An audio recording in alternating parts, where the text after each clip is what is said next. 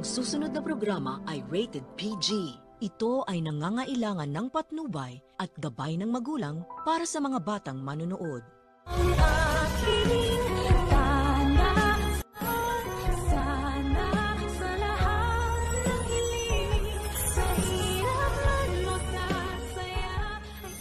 Talaga namang nakakainis na ang pagmumukha ni Carlos dahil huling-huli na nga siya na may connection talaga silang dalawa ni Zoe. Ay todo tanggi pa ang loko-loko. Pero ang mas nakakainis din naman ay itong si RJ pagkat nag-switch na naman siya sa pagiging engot niya. Nang sabihin kasi ni Giselle na hindi na daw siya mapipigilan sa pagpapablatter niya sa mag-inang loka-lokang sina Moira at Zoe ay pinigilan siya ni RJ. Diretsahan niyang sinabi ni RJ na wala daw talagang pakialam itong kapatid niya kahit na magkasira sila ng anak niya. Pangiinsulto niya pa na kung sa bagay daw ay sariling ang anak ni Giselle ay wala siyang pakialam. Nagpanting tuloy ang tainga ng kapatid niya at binigyan ng isang lumalagapak na sampal itong si Robert. Dapat siguro ay mas nilakas-lakasan pa ni Giselle ang sampal sa kapatid niya upang kahit papano ay maalog naman ang utak nito at manumbalik na ang memorya niya. Pagkat napakatagal na nga pero hindi pa rin bumabalik ang mga alaala niya. Kaya nga diretso ang maliligayang araw nitong mag-inang loka-loka at pati na rin ang kumag na si Carlos. Nang sabihin nga ni Annalyn na kaya siya nag-iimbestiga ay gusto niya lang talagang malaman kung nasaan na ba ang lolo niya,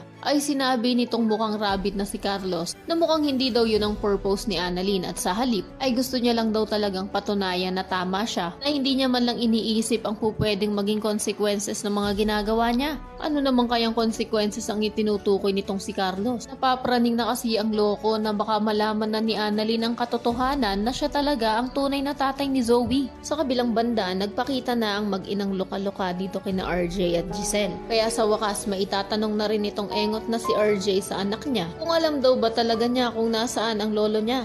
Umiiyak namang sasabihin ni Zoe kay Moira at kukumbinsihin ito na umamin na daw sila. Hindi na rin ako mag-e-expect na aamin talaga itong mag-inang loka-loka. Dahil sinabi nga ni Moira kay Zoe na mag-switch na nga daw ulit siya sa pagiging maldita niya at demonyita. Dahil may plano pa nga daw sila sa lolo niya. Kaya panigurado na kahit na naaawa itong loka-lokang si Zoe sa lolo niya, ay hindi pa rin siya aamin. At sa halip ay magiging sunod-sunuran na naman sa lupa-lupa niyang ina. Yan ang mga dapat niyo pang abangan. Kaya naman kung isa ka rin sa mga nauumay na dito sa abot kamay na paulit-ulit ang mga eksena na palagi na lang sina Moira ang nagwawagi, ay pakiclick naman ang like at subscribe button. Pwede ka rin mag-iwan ng komento sa ibaba kung isa ka rin sa mga nagnanais na tapusin na nga nila itong abot kamay. Maraming salamat sa iyong panonood.